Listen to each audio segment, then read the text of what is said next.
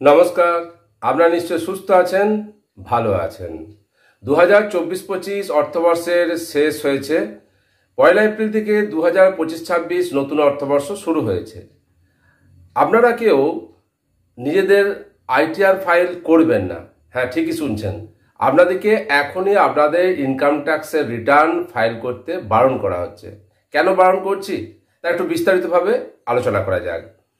আপনি যখন income tax return file করবেন তখন কিন্তু আপনাকে কতগুলো তথ্য হাতে রাখতে হবে। যেমন ধরুন, আপনার যে সমস্ত ব্যাংক অ্যাকাউন্ট আছে সেই ব্যাংক অ্যাকাউন্টের যে স্টেটমেন্ট সেটাকে আপডেট করতে হবে। কারণ আপনার কিন্তু যখন ইনকাম ধরবেন, টোটাল ইনকাম, তার মধ্যে যে ইন্টারেস্ট সেগুলোকে কিন্তু আদার ইনকামের মধ্যে ধরতে হবে। তাহলে আপনার যদি ইন্টারেস্ট গুলো যদি ঠিকঠাক না জোগাড় করে উঠতে পারেন এবং না জোগাড় করেই আপনি যদি আইটিআর ফাইল করে দেন তাহলে কিন্তু আপনার ক্যালকুলেশনে ভুল আসবে, এবং ক্যালকুলেশনে ভুল এলে, মিসম্যাচ হলে কিন্তু ইনকাম ট্যাক্স ডিপার্টমেন্ট আপনাকে কৈফিয়ত চাইতে পারে, কমপ্লেন্স হতে পারে। এটা একটা প্রবলেম। আর একটা প্রবলেম হচ্ছে যে আপনি যে টিডিএস কাটাচ্ছেন, অর্থাৎ আপনার যে অ্যাকাউন্টিং অথরিটি তিনি যে টিডিএস কাটছেন, ট্যাক্স ডিডাক্টেড অ্যাট সোর্স, সেটা যদি রিফ্লেকশন না হয় ইনকাম ট্যাক্স ডিপার্টমেন্টের পোর্টালে, তাহলে আপনি কিভাবে ক্যালকুলেশন করবেন, কিভাবে আপনি আইটিআর ফাইল করবেন? তাহলে আপনাকে সময় দিতে হবে। 26AS এ এই সমস্ত টিডিএস রিফ্লেকশনগুলো দেখতে পাওয়া যায়। আপনার যে অ্যাপয়েন্টিং অথরিটি তিনি যে টিডিএস কেটেছেন সেটা দেখতে পাবেন। ব্যাংক আপনার যদি কোনো টিডিএস কেটে থাকেন সেটা দেখতে পাবেন। ব্যাংক যদি কোনো টাকা আপনাকে ক্রেডিট করে থাকেন অথচ টিডিএস কাটেনি সেটা দেখতে পাবেন।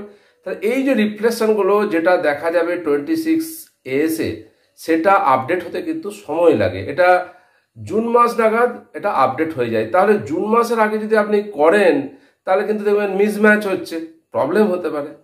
আরও একটা গুরুত্বপূর্ণ তথ্য হচ্ছে এআইএস।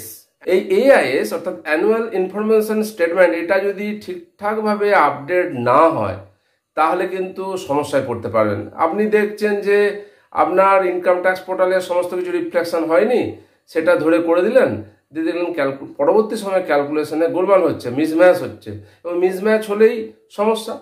আরেকটা গুরুত্বপূর্ণ ডকুমেন্টস হলো ফর্ম 16, যেটা আপনার যে অ্যাপয়েন্টিং অথরিটি তিনি দেবেন। কিন্তু খুব সত্যি কথা, নির্দিষ্ট সময়ে এখন বর্তমানে আমরা এই ফর্ম 16টা পাচ্ছি না। ফর্ম 16 যদি আপনি নির্দিষ্ট সময়ে না পান তাহলে যদি দেখেন যে 26AS এবং এআইএস আপডেট হয়ে গেছে তাহলে আপনি আইটিআর ফাইল করতে পারেন, সেক্ষেত্রে কোনো অসুবিধা হবে না।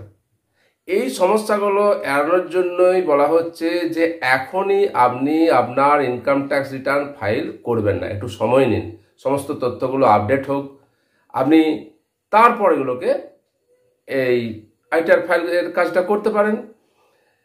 এর জন্য আপনি সময় পাবেন 1 এপ্রিল থেকে 31 জুলাই পর্যন্ত। আর ইনকাম ট্যাক্স ডিপার্টমেন্ট যদি মনে করে আরও টাইম বাড়াতে পারে 31 জুলাইয়ের পরে, তাহলে এই 1 এপ্রিল থেকে 31 জুলাইয়ের মধ্যে আপনার যখন সমস্ত তথ্যগুলো, যে তথ্যগুলোর কথা বললাম, আপনার হাতে চলে আসবে, আপডেট হয়ে যাবে, তারপর আপনি ধীরে সুস্থে কাজটা করুন, তাহলে আর কোনো সমস্যা আসবে না।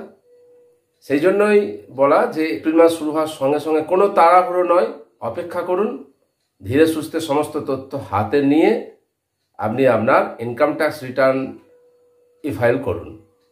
এই ছিল আজকের তথ্য, আপনাদের সঙ্গে শেয়ার করলাম। আশা করি উপকার আসবে। আপনারা সকলে সুস্থ থাকুন, ভালো থাকুন।